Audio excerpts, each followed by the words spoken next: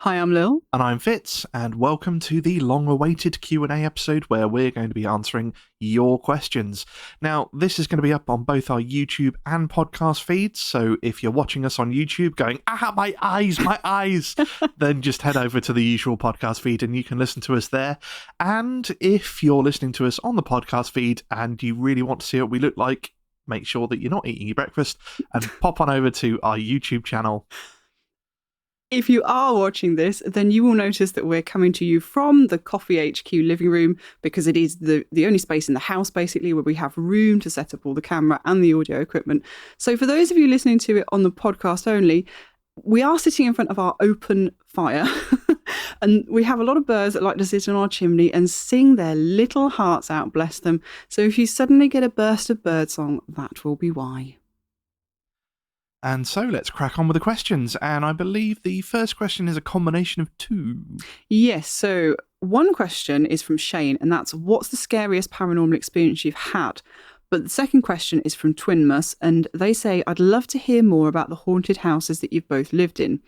Well, those two questions kind of tie in together because the scariest paranormal experiences for both of us happened in the same house, and that was the very haunted house that we have talked about a bit before, but we'll tell you those specific stories right here and now. Do you want to go first, Fitz?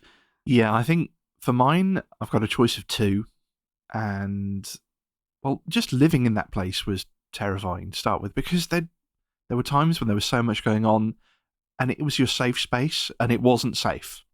And I think the prime example of that was our bedroom, and you'd gone out, I think you'd gone for band practice or something. And I was at home, I was on my own, and I was just doing something on the computer, and I was going to go out or downstairs or something. So I got up, turned around, started to open the bedroom door, and in my ear I hear this whisper of, "No!" And like all the hairs of my arms, the back of my neck stood up, and I was like, "Oh, I don't like that." So I kind of like went back, and I was like, "Oh, did I actually hear that? Was that something?" I was a bit sort of, I don't like this, but I sort of sat down and carried on the computer for another couple of minutes, and thought, I'll give it a couple of minutes and then try again. So I did that, and I thought, right, okay, well, once the initial fear had dampened down, I thought, okay, well, let's go. So again, stood up, went to the door, started to turn the door handle, and again I hear this whisper in my ear, "No!" And I just went, "Ah!" And just like jumped back from the door, turned the telly on, like made as much noise as I possibly could, because I was like, okay, it was a whisper, so if I turn everything on, I won't be able to hear it. And I just sort of sat on the bed and watched telly with everything really loud until Lil got back. And when I got home, Fitz was just white, and I knew something had happened because it obviously stayed with you all, because I was gone quite a long time as a horse, and bless him, he was just trapped up there waiting for me to come and release him. And when I got back, he was just so pale, and I was like, what happened? It was not fun. And the other thing, again, this, like, when you want to feel the most safe, was the bathroom at this place. And it had a frosted glass door. Who has a frosted glass door in their bathroom? Who does that? But you'd sit on the loo in the middle of the night and you would see things walk past the glass in front of you. And it was terrifying. And just picture it. You are at your most vulnerable. You are sat on the loo, trousers around your ankles. You know, there is no, the only way out is past the thing that's scaring you. It was terrifying. And as a man, obviously, you had the choice of going downstairs in the middle of the night and either sitting on the loo and seeing it, or standing with your back to the door and knowing it was going on, but not being able to see it. And I can't perform under that kind of pressure. So you kind of have to sit. It was awful, but it was like it was an old Victorian house, so the floors are really, really creaky. If anyone walked on that floor, you would hear it. And this wasn't silently black shadows gliding past the bathroom. I think that was the worst thing, because you knew it wasn't a person. I mean, it looked a bit wrong anyway, so you kind of knew it wasn't a person. And then your brain, especially at 3 o'clock in the morning when you're half asleep, it would just take a few seconds to catch up, and then the cogs would turn and you'd realise that there was no accompanying sound, and that's when it got you. And the one positive was that you were in the perfect position to pee yourself. But other than that, it was horrifying. It wasn't good. We all learnt the skill of literally running down the stairs at 3 o'clock in the morning with our eyes closed, going to the toilet with our eyes closed, and running back upstairs with our eyes closed. Because that was the only way. It was just, I hated that. Oh. Well, my first experience in that house, and it literally was the day I moved in, and it still is the most terrifying experience I've had. So I was moving my furniture in, and this is a 3-story old Victorian house, and it had a proper cellar. So I couldn't fit in all my furniture into my room, it turned out, so I put the excess in the basement. And as I was carrying a piece of furniture down the stairs into the basement, the door to the basement slammed shut behind me. The electric light turned off, and worst of all, having dropped the furniture, screamed my head off and tried to exit the cellar, the door wouldn't open, and I was stuck in there.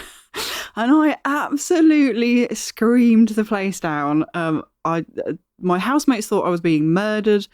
They came and thankfully let me out, but they weren't there at the time. It wasn't one of them that had shut the door. They were upstairs. We don't know what happened. No, it was before I moved in. Yeah, so. this is before we were together, wasn't it?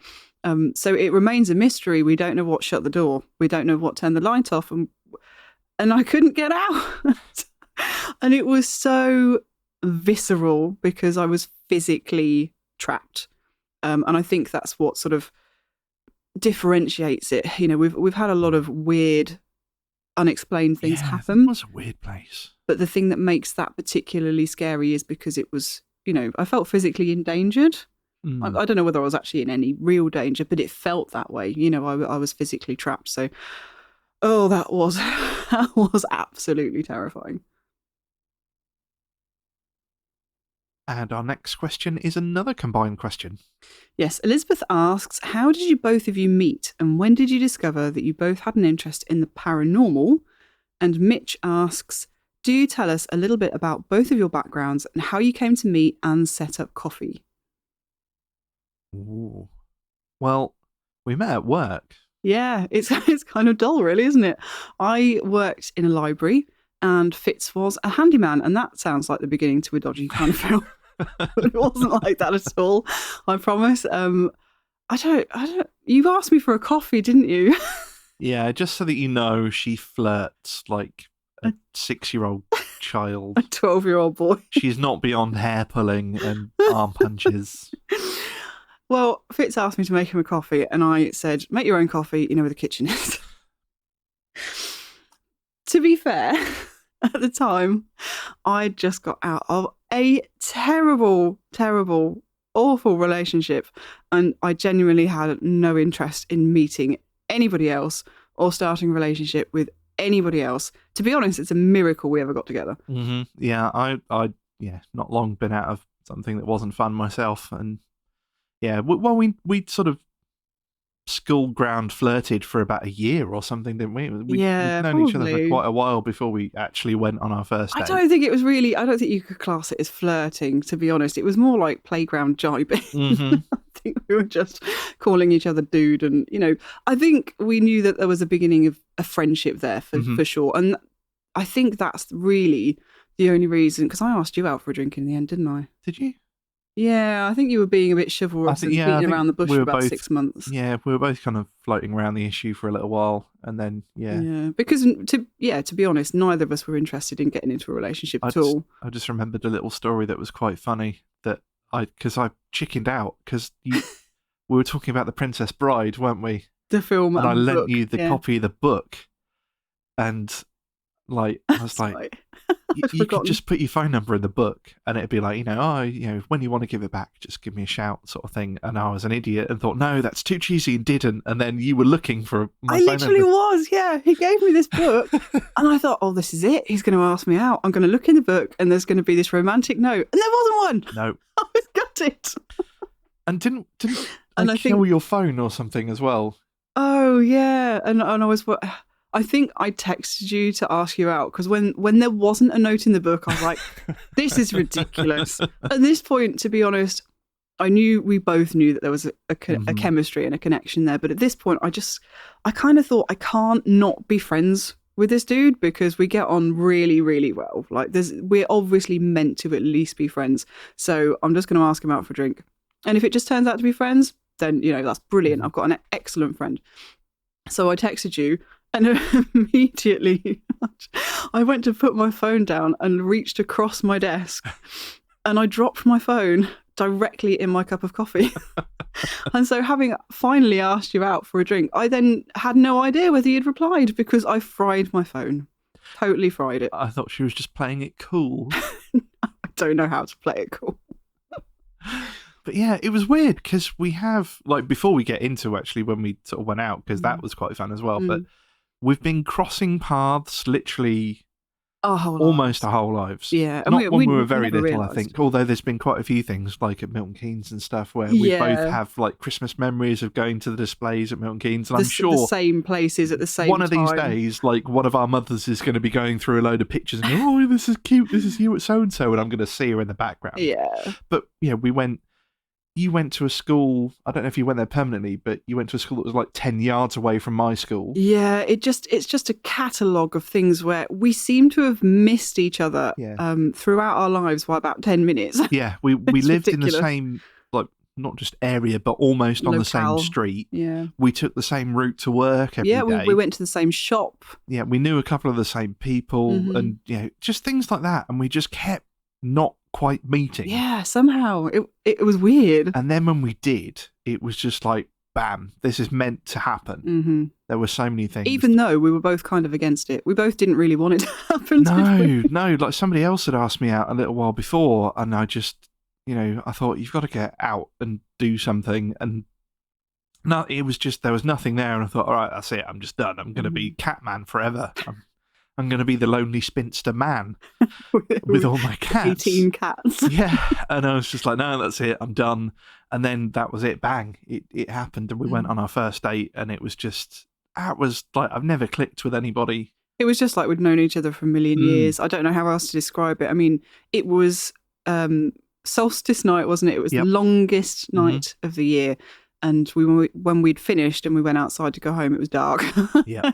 Because my dad was going on holiday. Yeah. This was it, because my dad wanted me to look after his cat, and he was like, come over and pick up the keys and stuff. I was like, I'm just going out for a quick drink after work. Won't be long. I won't be long. And of course, he was texting me like, I didn't want to go to bed, or I need to get, where are you? I was like, I'll be there in a minute. I'm sorry, I promise. But we were just having such a great time that I couldn't just sort of up and leave. We just didn't stop talking all night. Once we started, that was it. We couldn't stop. And that's how the subject of the paranormal and ghosts came up. Yeah. And it was kind of deliberate on my part because, like I said, I'd just come out of an awful relationship. And one of the things I really hated was the fact that, the person I was with thought that the paranormal was complete hokey. They didn't want anything to do with anything kind of alternative or paranormal or strange or weird or spooky. And I hated not being able to share that because it's a massive part of me. And so I thought, wow, this is going really, really well. And despite myself, I can see myself being with this person. But this is a deal breaker. If I mention ghosts and they run a mile, that's it. It's just not happening. So I slid into not very smoothly, slid into the conversation. Oh, by the way, I think my house is haunted. And Fitz turns around and goes, yeah, mine too. And I was like, yes. Now I just need him to like Marmite.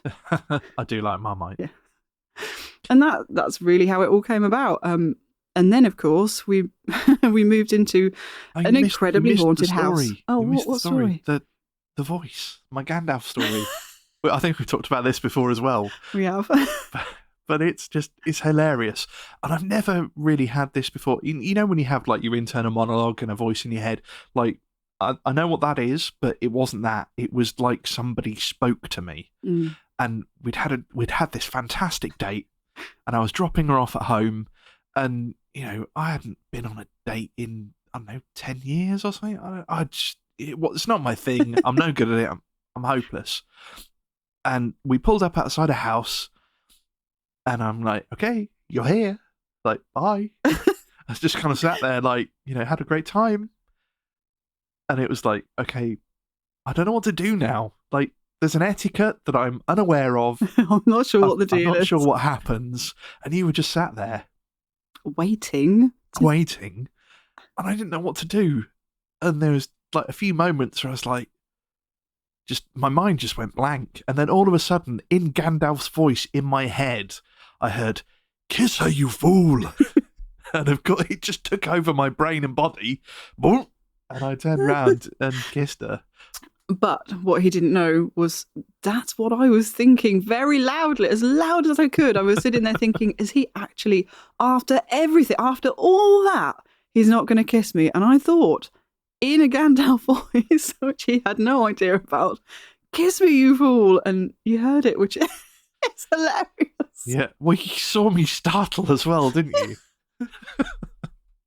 He literally jumped. It was so funny. I honestly, like, for a second, I thought somebody was outside the car watching all of this and going, "Oh, come on." But no, it was just, Oh, dear. Yeah, And that's the story of how we got together. That was how we got together. And then starting Not Once for Yes, I think we'd started listening to podcasts, and I think Real Ghost Stories Online are going to get a sort of They are, definitely going to get a shout out. Shout out, because we both started listening to that and enjoyed it. But it wasn't quite what we wanted. No, it was, it was the thing that got us into not just paranormal podcasts, but just podcasts in general, to begin with. And we really enjoyed listening to all the listener stories, but it wasn't quite what we wanted to listen to. And I think that's how a lot of people start their own podcast. That's what draws them to start their own podcast, is they just want to make the specific thing that sort of fits the niche of what they want to listen to. And that's why we started.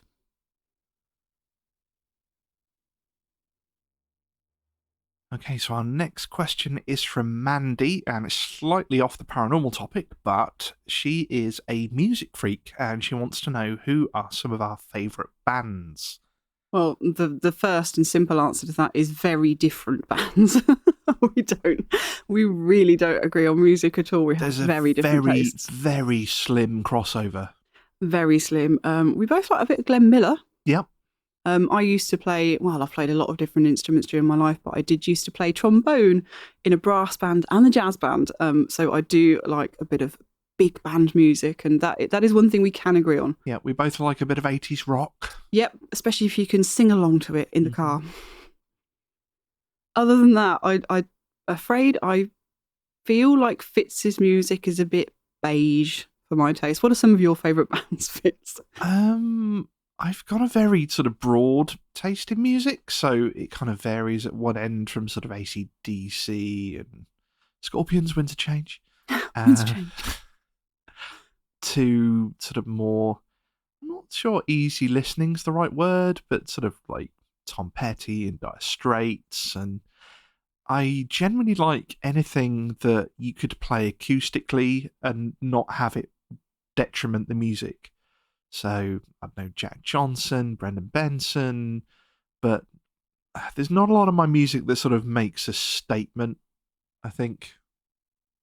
Like, there's nothing particularly offensive about any of my, not that they'll agree. I was going to say, but are you calling my music offensive, darling? No, I'm just saying that most of my music is sort of particularly inoffensive. That nobody would ever sort of look through my musical collection and call me a devil worshipper, which I know your sister's done to you before on your musical collection. It's true. So, mine is generally fairly chill and there's nothing wrong normal with your music. It just doesn't do anything for me.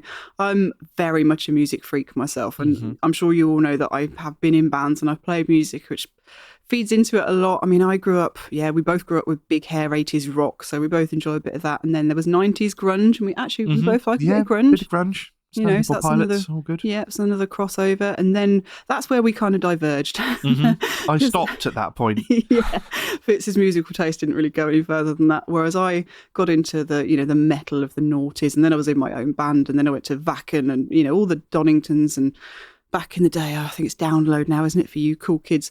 But as to some of my favourite bands, I find that a really difficult question to answer, because It really depends so much on my mood. So the best way of telling what my favourite bands of the moment are is to look in my car. So I went to my car and I got out some CDs.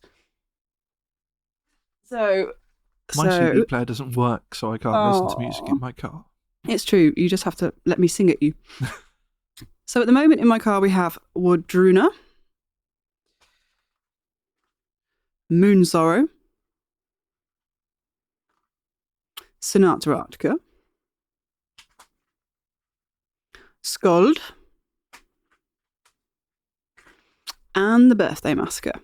But at the moment, I must admit, one of the good things about lockdown for me is that because I've been working from home, I've had a lot more opportunity to listen to music than I normally would. And I think I've discovered more new favourite bands in the last sort of 12 weeks than I have in the last 12 years. So some of the bands that I don't have CDs for yet that I have been listening to recently are, there's a Canadian band called Ulfsang who are really good, a band called Sewulo, and an Icelandic band called Skalmolt. And particularly, I'm not going to try and pronounce the album name because I will murder it. But there's an album that they recorded with the Icelandic Symphony Orchestra, and it's just brilliant. And of course, we couldn't end a section on music without mentioning Starforger. You've heard them on the show before. We love a bit of Starforger. And now, for any people that are not interested in music, we'll stop. We promise.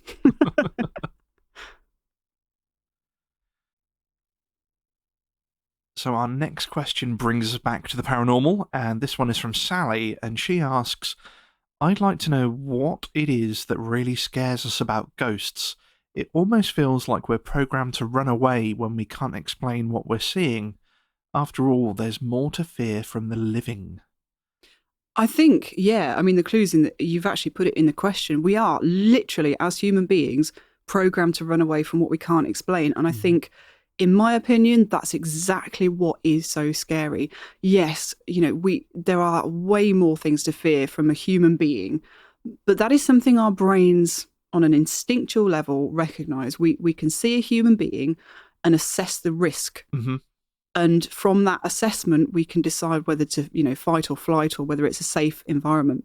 Yeah. The thing about the paranormal is that your brain has no way of assessing that risk because it doesn't understand what it's seeing. And I think it really has, some of the experiences where that's really been brought home to me is those experiences where we've talked about the no face syndrome. Mm-hmm. I'll try and explain that a little bit more because that sounds very weird, but we hear so many stories and we've had experiences ourselves where you see a figure or an apparition and there doesn't appear to be a face, or at least that's how it's described. The witness describes it as having no face. When we've had experiences ourselves, it's almost like there is a face there, but your eyes are kind of, your eyes slide over it. It's like your brain refuses to compute what it's actually seeing. And we don't know. It's a really strange phenomenon. It is weird. I would say that almost exactly the same thing. The thing that brought it home to me, there's been a couple of occasions where we've talked about Jack before on the show, where my family have seen things and it's been comfortable, fine. We've been perfectly happy seeing it, not scared at all. And we've had a house guest and it's terrified them. And that makes me think that it's not necessarily something about ghosts. It is, like you say, it's something that your brain can't put into a box. Yeah. And it's like, oh, unusual, don't know how to deal with this. And it's the unknown that's scary rather than it's paranormal. Yeah, definitely. It's the fact that your brain can't compute how to react to make you safe, I think.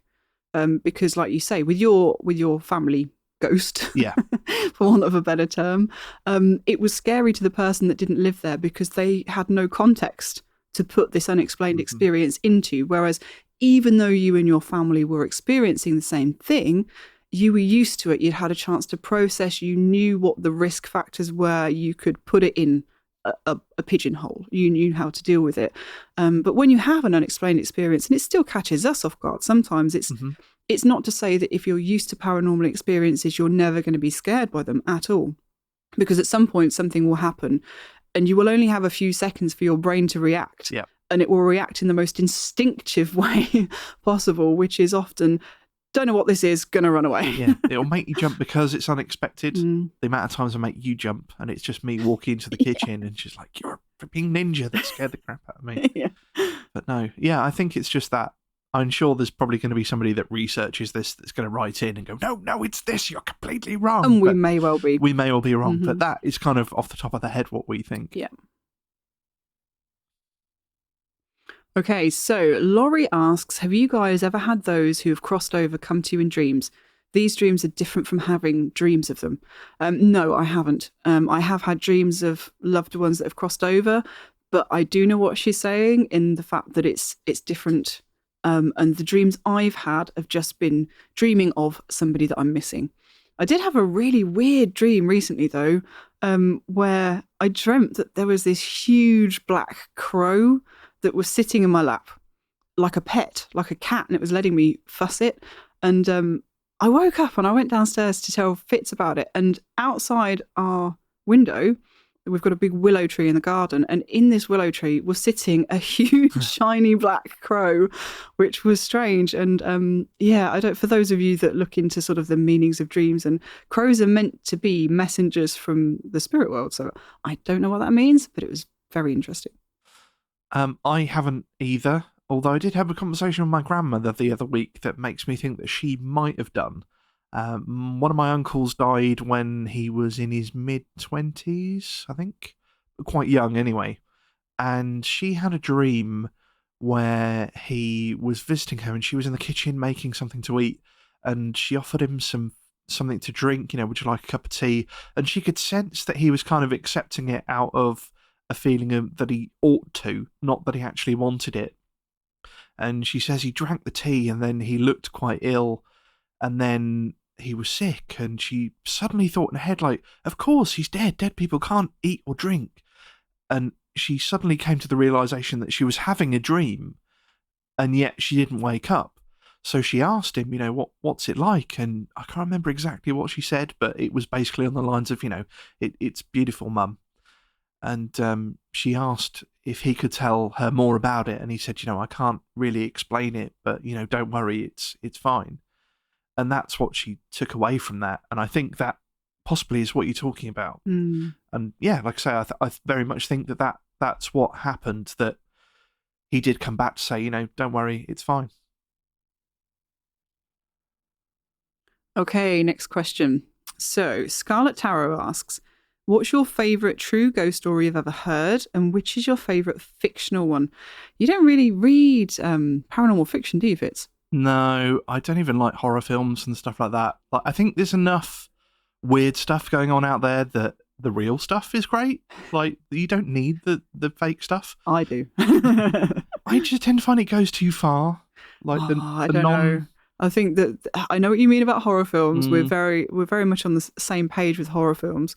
Although I do like a good horror film, and you're not bothered at all. But I understand what you mean about they often just take it that one step too far, and then it's not believable. But I don't think that's the same with paranormal fiction and fictional ghost stories.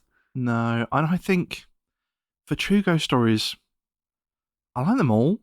I know that sounds a bit of a cop-out, but I like more sort of a genre of paranormal stories. My favourites are the ones that are heartwarming. Like, your grandparents come to say goodbye. The amount of times you hear that story where somebody's like, my grandparents were very ill, I couldn't make it in time, I was distraught. They have a dream that night where their grandparent comes to them and they have a wonderful dream. And they're just like, it's going to be fine. And I just love those. They touch me every time. I think those are probably going to be my favourites. I think it reminds me of when we were talking to Dorian definitely last episode, and he said that he really liked the mundane ghost stories. And I think I'm going to go with that as well. I like the really kind of the ones that take you by surprise by being so sort of quirky, like your Kippers ghost, the one that potted around your old house and made kippers of a morning. I don't know whether we've spoken about that, but one of the houses that I lived in, like I say before, Fitz and I met, we used to have some really strange experiences, and one of them was this smell of kippers. And I don't mean like a horrible, nasty, fishy smell, just like somebody was cooking kippers. It would just appear out of nowhere in the middle of the house, and you'd just hear. if you were upstairs, you'd hear somebody downstairs clattering crockery like they were making a cup of tea. Sometimes we'd smell the smell of like a snuffed out candle, like somebody just lit a candle and blown it out, or lit a match and blown it out, which it was an older house, so they would have been using gas lamps at the very minimum. So I like those, and the one about Guy Fawkes collecting with the sticks. Yeah. That's brilliant. The ghost of Guy Fawkes showing people his collection of sticks. I love those stories. And don't get me wrong, I love a spooky story. Yeah, definitely, I do. But I love a good chill as much as the next person. But I think I have a special place in my heart for the really mundane ones.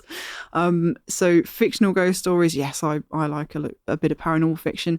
And I've got to say, Green No, the first story, the story that really made me the person, the spooky soul that I am today, The Children of Green No by Lucy M. Boston. It's a children's book. We've talked about it on the show before. We visited the house that it was written about, and it's a ghost story, but the way the ghosts are written about make them part of the house and part of the family. And that was really my first introduction to the paranormal, because I was very young when I first saw the TV adaptation of the book and when my mum read me the book. And that really sort of was my formative introduction to the paranormal. And the idea was, yes, there are ghosts, yes, there are hauntings, but actually they're not scary. They're just part of the fabric of the house. And it's more like time zones crossing. And it wasn't sort of couched as being anything scary. It was presented as something fascinating and magical and wonderful, and that's really stayed with me. So if you haven't read it, Children of Green No by Lucy M. Boston, brilliant book. I've just thought of a fictional one, but I don't know whether they're going to like it. What? Dirk Gently's Holistic Detective Agency. Oh, yeah. Because it has a ghost. You've got to read it because it's hilariously funny. It's not meant to be serious in any way, shape or form, but just there's a few bits in it because there's a ghost in it, which is, well, there's more than one ghost in it, but you'll have to read it to find out. But there's just a bit that tickled me, as you were saying, just about sort of ghosts being in the story. And there's a point where the ghost is on a car, like he's on the phone when he dies on his car, like on a car phone. And like the police have the recording because he's leaving himself a message on his answering machine. And it's like, blah, blah, blah, this, blah, blah, blah, leaving himself a message. And then it all goes quiet, and then there's 2 shotgun blasts, and then he comes back on and goes, "Oh, I'm dead." And it's like, bless him. You have to read it. It's much less bad than it sounds. It's a hilariously funny book. Like if you like Hitchhiker's Guide to the Galaxy, you'll like Douglas Adams because he wrote Hitchhiker's Guide to the Galaxy. But brilliant, got to read it. But not quite. What you were looking for, I think. No, not spooky. But, yeah. We do tend to like the more heartwarming, sort of quirky, oddball stories. But yes, I do like a good chiller as well. Right, so our next question is actually a series of 4 from Nuala, and she asks, what one piece of field equipment would you recommend to someone who's new to ghost hunting? Preferably something that isn't too expensive. Yes, we feel you. Ghost hunting equipment can be insanely expensive, and so we definitely have some budget options for you. Yep.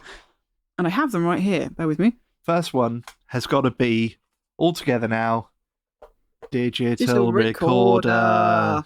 Our go-to. That's not a digital recorder. No, that's not. That's an EMF meter. Also handy. Also handy, but digital recorder isn't even in this bag.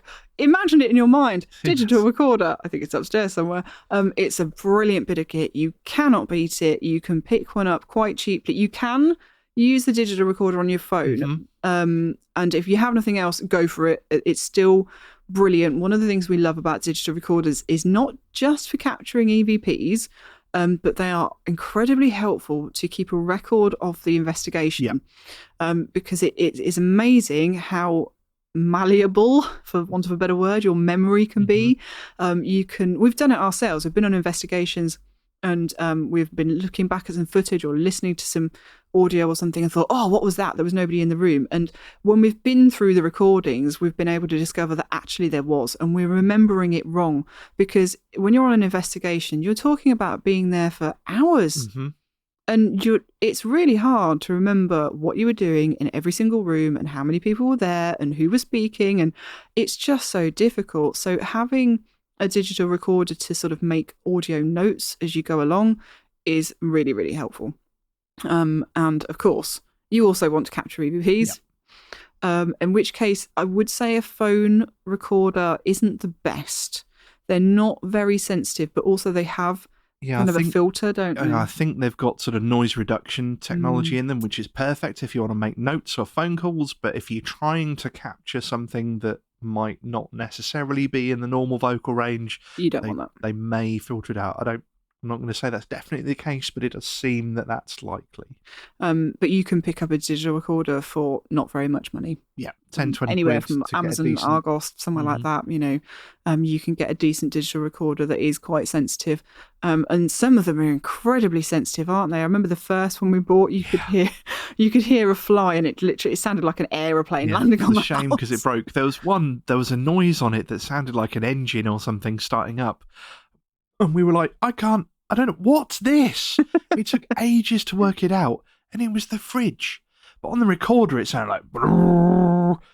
And then when you actually went to the fridge and listened, you put your ear up against the fridge, it'd be like, ba-ding. And it just so loud. It was incredible. So picked up so much more than a phone would, I think. Definitely, yeah. We didn't catch anything. We listened to like 4 days worth of audio. I know. Didn't catch anything other than the fridge and a fly, but that is the only problem with digital recorders, is that yes, you do end up listening to hours worth of footage. I know there are some digital recorders out there that are activated by noise, so you can leave them running and they'll only start recording if they pick something up. But we don't have any experiences with one of those, so I can't say whether that's a good or a bad thing, to be honest. So the other budget option is our wonderful cat balls that we've talked about recently in another video. And yeah, these are them. They are annoying when you can't turn them off. They are really cheap, about 3 or 4 quid each, I think. It is better if you have more than one, because the way that we use them is we sort of leave them around a room, or you could leave them in a line or leave them next to trigger objects and things like that. The idea is that you turn the button on and then they are motion activated. So something actually has to physically touch the ball or move the surface to set the lights flashing. So it's a bit like, what's the actual professional ghost hunting equipment that people use? The motion sensitive activated REM pod, things like that. Yeah, but these... they don't work on EMF or anything like that. You have to physically touch them. Just movement that sets them off.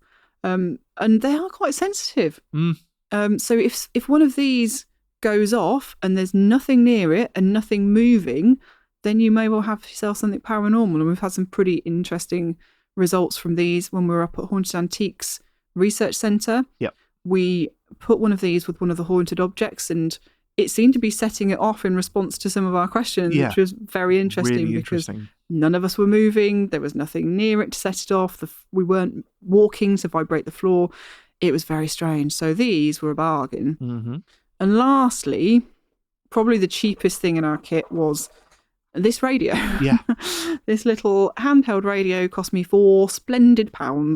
And that was the origin of our radio experiment. So if you haven't heard that was a couple of episodes ago.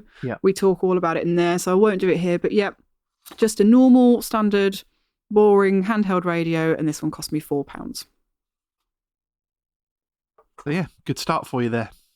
Okay, so Nula's second question is, what paranormal podcasts would you recommend? So we went back through our podcast apps on our phones and had a look at what we've been listening to. So there's so many before we start. We are going to miss some, and we're probably going to miss some that we like and we listen to. So if we've missed you out, I'm really sorry, but there are so many really wonderful paranormal podcasts, and we don't have enough time to listen to them all, do we? No, honestly, especially you. If they're on one or other list, that doesn't mean that they're the only ones that listen to them. It's just we're not going to say them twice. No. So mine were Euphemet, Pleasing Terrors, The Strange and Unusual Podcast, Talking with Shadows, History Goes Bump, The Stranger Than Podcast, The Paranormal Burrito, This Podcast is Haunted, The Magnus Archives, Unexplained with Richard McLean Smith, Creepy Club, and as we mentioned earlier, we have to give a mention to Real Ghost Stories Online, the podcast that got us started listening to podcasts in the first place. Yeah, and unfortunately, I don't get as much. Well, I was going to say I don't get as much time to listen to podcasts as I'd like, but I listen to podcasts all day, every day. It's my job. I don't get to choose which podcasts I listen to, so I don't have any paranormal ones on, which is a shame because I have to work on lots of different podcasts that aren't spooky. Yeah. It's not the same. So if anyone does have a spooky podcast and wants me to do that for them, I'm around. I can happily do that. But in the time I do have to listen to podcasts outside of that, I've got a few favourites, and I'm just going to grab my list. So, first off, Epitaph. If you like Pleasing Terrors, Epitaph is quite similar to that. Spectral Asylum, as you know, we're quite good friends of Spectral Asylum. They're just fun. Circle Path, they're pretty new. They've taken a break recently, but they're well worth a listen. Hollow Sky, they're a bit more towards the sort of UFO and spooky stuff as opposed to ghosts, but they do ghosts and stuff as well, so they're worth a listen. Myths and Monsters, that's sort of children friendly and quite fun. Hillbilly Horror Stories, how can you miss Hillbilly Horror Stories? And Paranormal Prowlers, you know, we've had fun. We've been on Paranormal Prowlers We have, as well. yeah, it's a good show. Yeah, it's a good show. It's good fun. So that's, we've probably missed some, and the list could go on and on and on, but that was just what we found on our trawling through our podcast apps of what we've enjoyed listening to. Okay, so Nula's third question is, what, if anything, do you take with you for protection when entering a haunted place? I've heard certain crystals are supposed to help. Why are you pointing at me, Fitz? I take you for protection. I'm pretty scary. No, as it happens, I do have a ghost hunting crystal. This is my ghost hunting crystal buddy. It's a fairly whacking great big bit of chevron amethyst. I have to admit I wasn't really clever and I didn't sort of look up what crystals I should take ghost hunting with me before I got this. It was just a case of the day that we were about to go on our first proper investigation, I went to my friend's shop that morning and she has a cool shop that's just chock full of brilliant things called TJ's Alternative Gifts. And on the counter, she had these stones and I picked one up and it just felt right. So I put it in my pocket, took it ghost hunting with us, and it's been with me on every investigation since. As it turns out, I did look it up afterwards and amethyst does have some protective properties. But as to what you should take with you on as protection, it's really personal. And I think, in my opinion, the protection actually comes from yourself. You are the protection. Anything that you can find that you feel bolsters that or amplifies the protection that you create yourself, brilliant, go for it. But I don't think it has to be any one specific thing. You know, if you go through a book of crystals and go, right, amethyst and black tourmaline is supposed to have protective properties, yeah, that's great. And if that feels right for you, then absolutely go with them. But it's a really personal thing. And if you pick up that crystal and it just doesn't do anything for you, it's not going to work, because you've got to have the belief within yourself that that is going to help protect you. And, you know, Fitz, you don't take anything, do you? Because no, I've never felt the need to take any. I've been perfectly comfortable on all our investigations, and I've never felt the need to bring anything with me. Apart from me. Yeah, apart from you. You have a fairly unshakable self-confidence. But yeah, it's I think the protection definitely comes from within. The only thing I would add to that is, we've talked about it before, and I wouldn't advise going on an investigation if you feel ill or if you feel low or if you feel vulnerable, because that's a chink in your armor. You know, even if nothing bad happens, you could come away from that experience with a negative memory, or a negative, you could have a negative experience simply because you're feeling low or down or vulnerable, and that can play on your mind a lot. So I would say it's probably best to avoid going investigating if you're feeling vulnerable, just because you don't want to have a negative experience, and you don't want to take that home with you. I think it's really easy if you've been on an investigation and you've had a lot of experiences, you've got pretty scared, it can be very easy to go straight home and not unpack it until later. And all those experiences can play on your mind and get bigger and bigger and more amplified, and they can become their own monster. So one thing that we always do when we go on an investigation is we take a few minutes at the end of the investigation when we're back in the car to just sort of unpack it all and let it go, because you don't want to take that home with you. You know, if it's a great investigation, then fine, yeah, that's brilliant. But if you've had an experience that you were worried about or that you felt was negative, just try not to take that home with you. You know, chill out at the end of the investigation, go and have a coffee somewhere, you know, get some food, sit in the car for a bit, have a drink, have a chat about it, talk it out, and just let it go, shake it off. And don't take it home with you. And I think that's the best way to sort of protect yourself. Okay, and Nula's last question is, once the world is back to normal, or as close to it as possible, will you be continuing with your video entries? It's great to be able to see where you're visiting.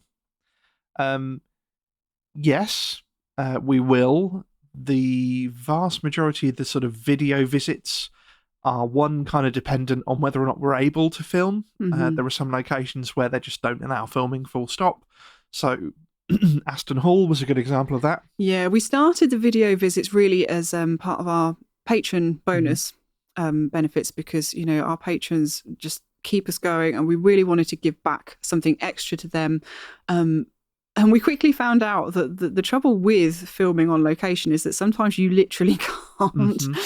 We had a brilliant experience the first time. The first time we did it was at Oxford Castle, and they didn't mind us filming or taking pictures or anything at all. They were quite happy for us to do that. So that was brilliant. And then we went to Aston Hall, which was the complete opposite, and we weren't allowed to use cameras at all, which was very disappointing. In fact, we've even had trouble just taking still photographs at some locations, which is a shame. There are, in some places, sort of legal restrictions. You're literally not allowed. You can be sort of chased off the premises for taking photographs, and you're definitely not allowed to share them on media. So it is quite difficult. We will try and sort of take you along on as many visits as we possibly can. But yeah, there will be certain restrictions with different locations. And sometimes, unfortunately, like Aston Hall, we don't find that out until we get there. Yeah, I mean, we're trying to do a little bit more video stuff, and some of it is obviously just going to be for patrons, because we do feel that they do deserve to have some stuff that is, you know, the amount that they help us keep the show going. They do deserve something, but we're obviously releasing a few odds and sods on video like this, for you for free to view and enjoy. So yeah, we're going to try and keep up a little bit more video. But yeah, some of it's going to be for patrons only. So yeah, don't panic. There will be free stuff as well. So, and all of our patron content is available to every single one of our patrons. So we don't have barriers at different levels for the bonus audio and visual content. The extra podcasts, the extra shows, the extra videos, they're available to every patron from $1 upwards. Yeah. So you don't have to hit a certain tier of patronage to get the videos and extra episodes. Okay, our next question is from Andrea, and it's a bit of a hefty one. She said, do you think that the events going on now in the world will lead to more paranormal activity, either now or after things have become more normal? Also, do you think that the events are caused by the spirit world, or is it the reverse? Are we causing turmoil there? Whew. That's a lot to unpack. That is a lot to unpack. The kind of short, I don't want it to be a throwaway answer, but the short answer is I haven't got a clue. I don't think... And it's difficult to say that anybody is sort of expert in this field or knows what goes on, like, or even if there is another side, if you know what I mean. Like, I'm not even 100% convinced that ghosts are like the disembodied spirits of people. Andrew, I think you fried Fitz's brain. I can almost see steam coming out of his ears. He doesn't know. His brain can't compute the question. I honestly, I don't know enough to be able to comment. Like, are ghosts like just echoes of something that's happened? Can we talk to people through time? Are they the disembodied spirits? I don't know. I wouldn't. I'd struggle to even hazard a guess. I'm sorry. You've broken my brain. You broke him, Andrea. Well, I think we've kind of talked about this a little bit in the last couple of episodes. When we talked to Alex and Corin, we talked a little bit about how people have been having very vivid dreams, and we sort of wondered whether all the events that have been happening recently in the world are kind of creating this sort of shared stress, this sort of energy shift with, and wondering whether that might lead to people having more experiences, or wondered whether it might lead to fueling more experiences. I mean, we don't know. There's this kind of idea that possibly EMF can fuel paranormal experiences. You know, we wonder whether all the energy created from the stress from recent events might create energy for a ghost to draw upon. And then in the last episode, we talked about people that had been experiencing more paranormal activity as a result of lockdown. Now, I can't say whether that's because of what I just suggested, this kind of shift in energy or extra energy. Well, that's sort of chicken and the egg as well. Is it causing the extra energy, or is the extra energy causing it? Or But the other option really is, are people having more paranormal experiences because they're just in that environment for longer when they wouldn't normally be? People are at home all day when they wouldn't normally be. They're noticing things. It could be that people have been in a haunted house for years and just either not noticed or been out enough to be able to write it off, to explain it away. And then all of a sudden, when you're stuck with it 24/7 and you can't get away from it, you can't ignore it anymore. So I think one thing that will come out of recent events is almost certainly that more people, we're going to end up having a percentage of the population with either an interest in the paranormal that they didn't have before, or a percentage of the population who've had experiences for the first time during lockdown. So that will be interesting. And I think I've strayed from the original question, but yeah, those are my thoughts. I think, there's definitely going to be we're going to come out of this all slightly different, slightly changed with regards to the paranormal, I think. Yeah, definitely. And our final question is from Ray, and I think this is actually quite an interesting and important question. I know Ray was a little bit worried that he might have sort of overstepped the mark or something by asking this, but not at all. Not at all. So he wants to know, I've always wondered how Lil manages her anxiety when she visits and lives in spooky environments. I would have thought that a dark, haunted dungeon would be a potential stressor and best avoided. Yeah, you'd think that. Definitely. Completely legitimate question. I'm always happy to talk about anxiety because it just needs talking about more, quite frankly. So I just don't find it a trigger, and I don't have a good explanation for you as to why. Anxiety is weird. In fact, Fitz said to me, he says this to me quite a lot, and you actually said it earlier today, I don't understand how you can get so anxious about some things and be so blasé about other things and then not worry you at all. And it really doesn't seem to make any sense. The things that trigger my anxiety are things that nobody else would bat an eyelid over: driving, answering the phone, making decisions, just really sort of mundane, everyday tasks. Sometimes I can get anxious over choosing a packet of biscuits off the shelf at a supermarket. It really is just ordinary things that trigger my anxiety. So yes, it would completely make sense that being in a dark, creepy dungeon would trigger it, but anxiety doesn't make any sense. No. And I think that's one of the reasons it's so difficult to live with. And it is so difficult for other people who've never experienced it to understand. It's very difficult to explain. How do you explain to somebody that it feels like the world's ending when you have to choose which crumpets to pick up off the shelf in the supermarket? It doesn't make any sense at all. I think the haunting in this house, I don't think has ever caused me any anxiety. I don't know whether I could say the same thing about the house that we lived in before. I didn't suffer very badly with anxiety there. No, but I think that was just, it would have been bad whatever. Yeah, I think that probably would have been more triggering because there was a constant level of threat.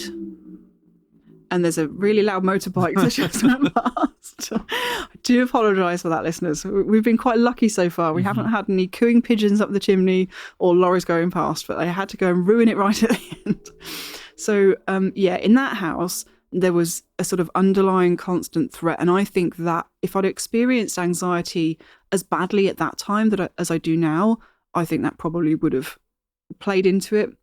Because if nothing else, it just makes you on edge the whole time, which is part of anxiety, is being, on edge and feeling this threat level the whole time.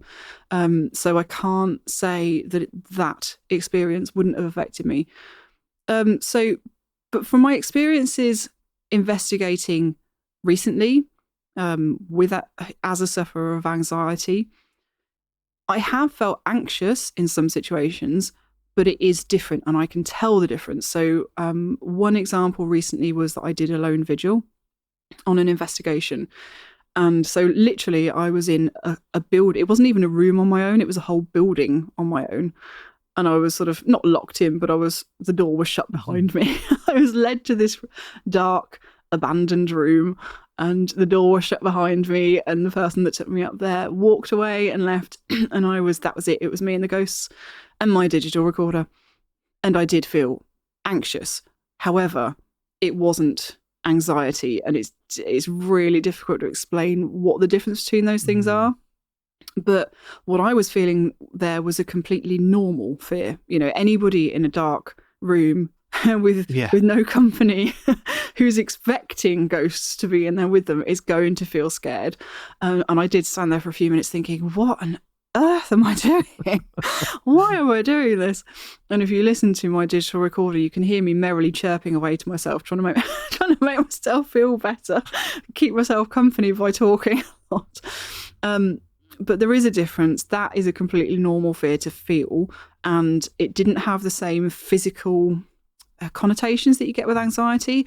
I knew it wasn't going to lead to a panic attack, and I think that's the difference. With a panic attack, that is an irrational response to something that's actually not a threat. When I was doing the lone vigil, although it wasn't, necessarily a physical threat, it was a legitimate reason to feel scared. So it is difficult to explain where the line is unless you've sort of experienced it yourself. But thankfully, and I'm very grateful, generally speaking, skulking around dark, creepy buildings just doesn't trigger my anxiety. And, yay for that, because, I do enjoy creeping around dark, abandoned buildings. Well, that's probably got a lot to do with it, that you do enjoy it. Yes, yeah, quite true. Yeah, that's all. It's different when it's at home as well. Yeah, I think if it was like our terrible haunted house, that had me anxious. Yeah. Whereas, like, when we go and investigate, we're going and we know we're coming home at the end of it. And here, as with regards to the hauntings here, they've just never given us a real reason to be too on edge. Especially now we've sort of figured out what's going on, and it feels quite comfortable and quite normal.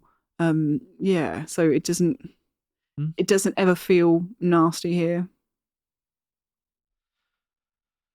And that is all the questions we've got on this Q&A episode. So if you'd like us to do another one, keep sending us questions, and then when we've got enough, we'll do another Q&A episode. If you don't like it, then don't be mean, but just don't send us questions, or just say that's what we do. It's fine. But we hope you enjoyed this anyway. Yeah, I enjoyed it. Yeah, I had fun too. We enjoyed it. So we hope you enjoyed it a little bit too, and thank you for sending in your questions. Bye-bye.